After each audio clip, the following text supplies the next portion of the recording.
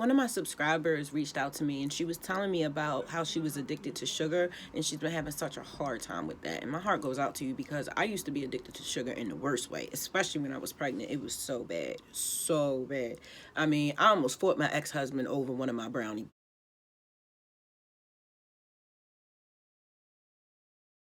Getting off of being addicted to anything requires a lot of sacrifice and a total lifestyle change. I had to change not just my eating habits, but I had to change the way I approached food, I approached life, working out, health, everything. So the first thing I did was change my mentality. I had to realize that I had a problem. So I guess that's the first thing, realizing that I had a problem.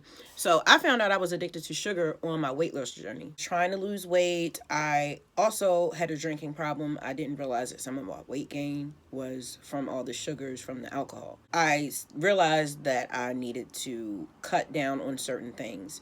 And one of those things was sodas. Oh my gosh. Alcohol and sodas have so much sugar, so I cut that out. I peeled weight off of me after I cut those things out. I feel like when people are dealing with addictions, they make the mistake of not using supplementation. If you're going to take away something, you need to have a balance by adding something. I feel like people make that mistakes with diets too. So when I stopped drinking sodas, I started drinking juice mixed with seltzer water.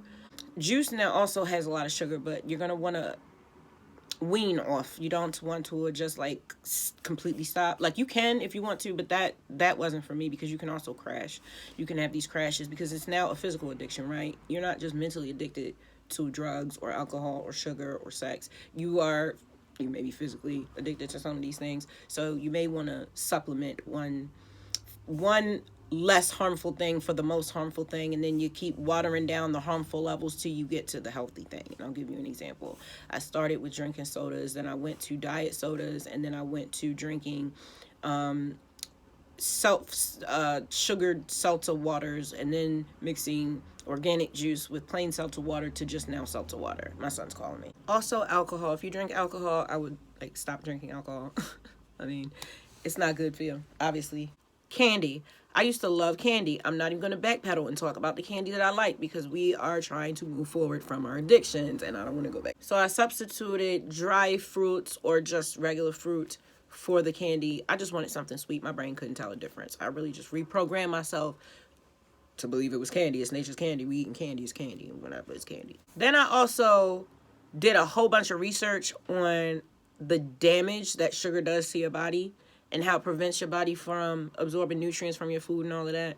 So, like, I couldn't even get any enjoyment out of eating anything that was full of sugar. As far as sweeteners, I went from using white sugar to using, like, stevia to then using, like, coconut sugar, then to, or some kind of, I don't know what, this is sugar I use, cane sugar. Then I went to honey. Then I tried different types of honey, and now I'm currently on agave nectar.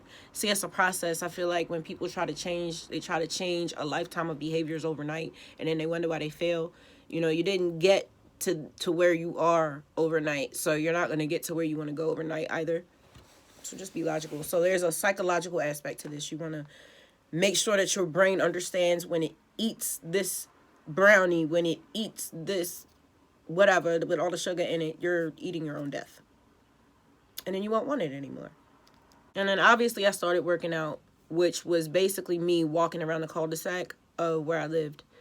I used to get drunk and work out. But on this journey to total wellness, I started walking. That's how I lost most of my weight. And I mean, it's a significant amount. I used to be almost 100 pounds overweight. I had 6 babies back to back. So, like, yeah, the weight peeled off. It was just crazy. So that is how I stopped my addiction to sugar. It was pretty simple. I had to understand that I had a problem. I had to then substitute healthy foods for the unhealthy foods I was eating with all the sugar in it. Then I had to make my brain understand that I was damaging my body. And then I started working out.